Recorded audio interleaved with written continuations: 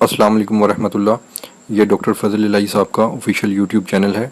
इसको like, subscribe और share करें और बेल आइकन प्रेस करें ताकि नए आने वाली वीडियोस का नोटिफिकेशन आपको मौसूल हो सके। जज़ाकुमुल्लाहु खैर। अल्हम्दुलिल्लाह वकफ़ा। अभी हमने अल्लाह की तौफीक से तरावी की रकतों में दूसरे पारे की तिलावत सुनी है। इस वक्त दूसरे पारे की आयत नंबर 216 पेश नज़र है। रब्बुल आलमीन ने इरशाद फरमाया, कुतिबा अलैकुमुल क़ितालु व हुवा कुरहुन लकुम व असा अन तकरहू शैअन व हुवा खैरुन लकुम व असा अन तुहिब्बू शैअन व हुवा शर्रुन लकुम वल्लाहु यअलम व अंतुम ला तअलमून।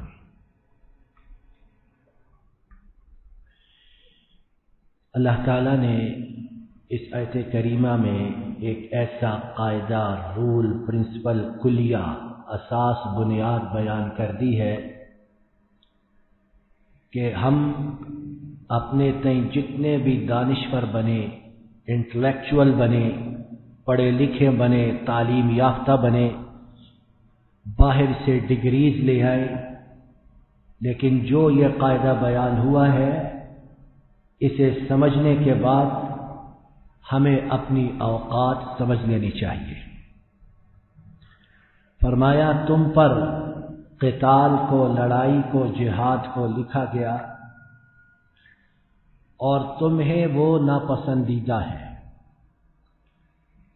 और शायद कि तुम किसी चीज को नापसंद करो और उसमें तुम्हारे लिए खैर हो, और शायद कि तुम किसी चीज को पसंद करो और उसमें तुम्हारे लिए शर हो, और अल्लाह जानते हैं और तुम नहीं जानते।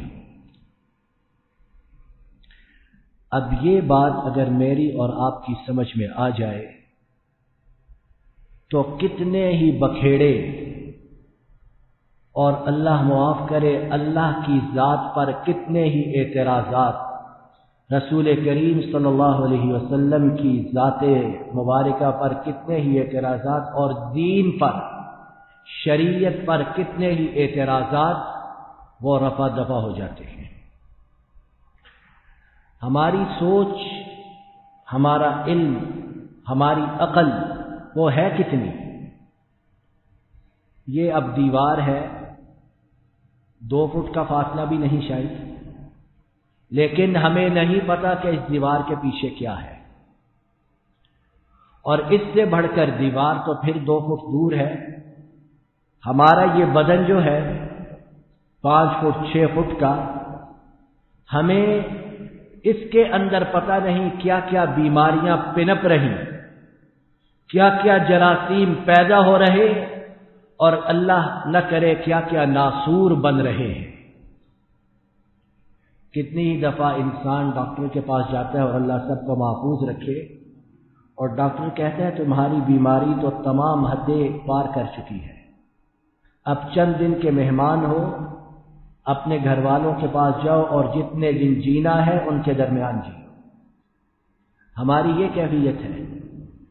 तो हम किस बरते पर, किस नाते अल्लाह पर एतराज करें, रसूल पर करें, शरीयत पर करें, दीन का ठट्ठा उड़ाएं, मजाक उड़ाएं और कहें कि ये चीज दीन की हमारे मफाद की है, ये मफाद की नहीं है, दीन की ये चीज जमाने की जरूरत है, दीन की ये चीज दकियानूसी हो चुकी है।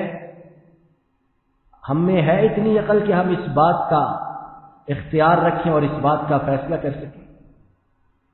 सिर्फ 2-3 मिसालें सहाबा किराम रिज़वानुल्लाहि अलैहिम अजमाइन, उनकी जिंदगी से, उनकी मुबारक जिंदगियों से हम सुनते हैं कि किस तरह उन्होंने किसी काम में शर जाना اور اللہ نے اسی چیز میں ان کے لیے ایسی خیر پیدا فرما دی کہ قیامت تک کے لیے ان کا نام لوگوں کے ذہنوں میں ثبت ہو گیا۔ امیر المومنین عمر فاروق رضی اللہ تعالی عنہ سب جانتے ہیں کیسی شخصیت ہے۔ نبی رحمت صلی اللہ علیہ وسلم کے بعد امت میں دوسرے نمبر کی شخصیت، ابو بکر پہلی اور عمر فاروق رضی اللہ عنہ دوسری۔ اب وہ کس غرض سے اپنے گھر سے نکلے تھے؟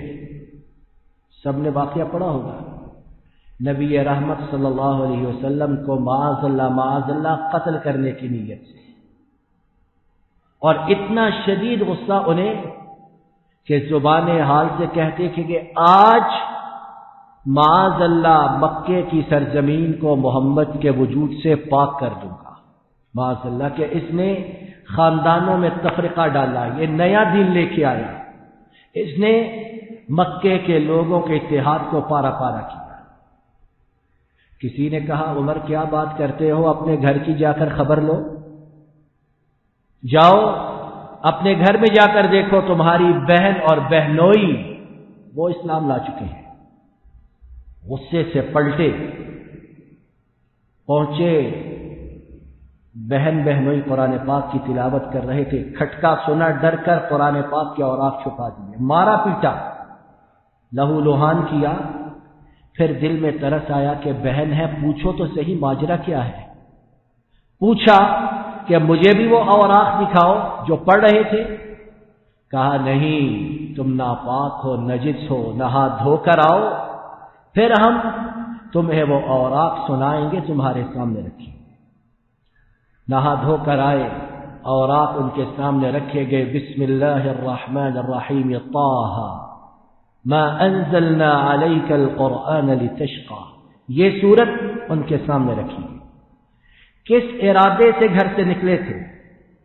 کہ آپ صلی اللہ علیہ وسلم کا وجود معاذ اللہ مٹا دیا جائے، اور اب کیفیت یہ کہ دل لپک رہا تھا، دل مچر رہا تھا، دل بے تاب تھا کہ جتنی جلد ممکن ہو دار ارقم میں پہنچے اور آپ صلی اللہ علیہ وسلم کے دست مبارک پر اسلام کی بیعت کریں۔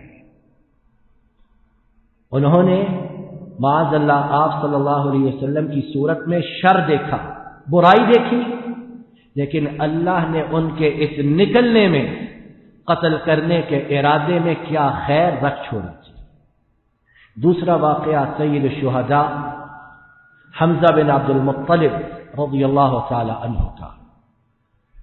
ایک دن وہ، یہ مکی زندگی کا واقعہ ہے، ایک دن وہ شکار سے واپس آ رہے تھے کہ مکے کی ایک لونڈی نے انہیں بتایا، اے حمزہ تو بڑا بہادر ہے، بڑا دلیر ہے، بڑا شجاع ہے، بڑا قریش کا شاہ سوار ہے، تجھے پتا ہے کہ آج ابو جہل نے تیرے بھتیجے محمد صلی اللہ علیہ وسلم کو مارا ہے۔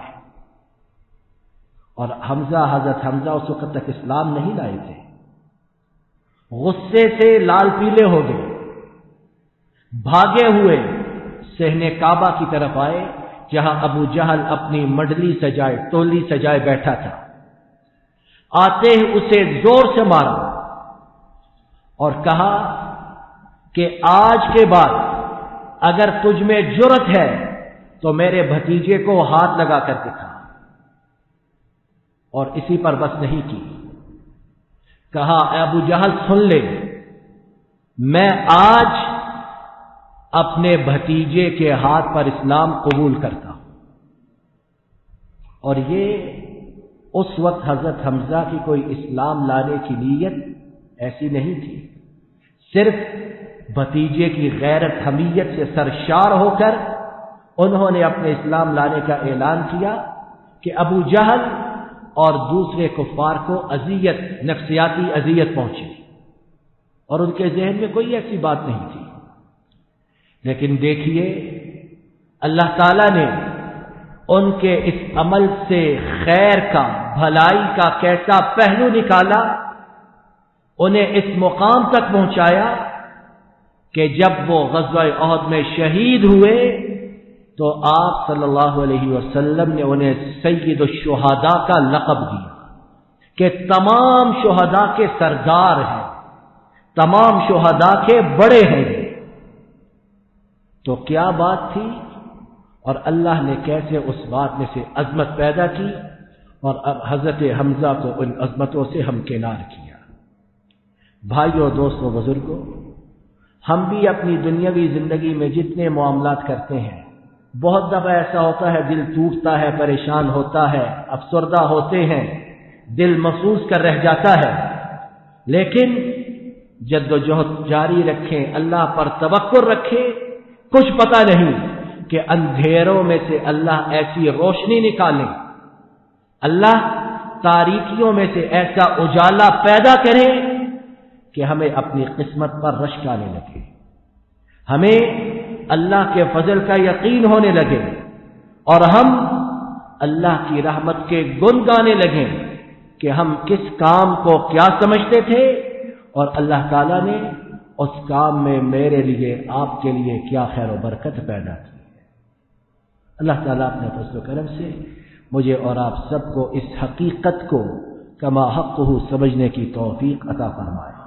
ہماری قاصر عقل، ہماری محدود سوچ، ہماری بالکل چھوٹی سی بصیرت اور بصارت جو ہے، یہ معاملات کو نہیں دیکھ سکتی ہے۔ اللہ وحدہ لا شریک ہے، جنہیں پتہ ہے ماضی کا بھی، حال کا بھی، اور مستقبل میں بھی کیا ہوگا۔ اللہ تعالی ہمیں اس بات کی توفیق عطا فرمائے۔ اللہ تعالی ہمارے گناہوں کو معاف فرمائے، ہماری بیماریوں پریشانیوں کو دور فرمائے، آنے والے مصائب سے، آنے والی مشکلات سے ہماری حفاظت فرمائے۔ جن آفات میں، بیماریوں میں ہم پھنس چکے ہیں، ان سے ہمیں مکمل طور پر نجات عطا فرمائے۔ وصلی اللہ علی نبینا محمد وعلی آلہ وصحبہ اجمعین۔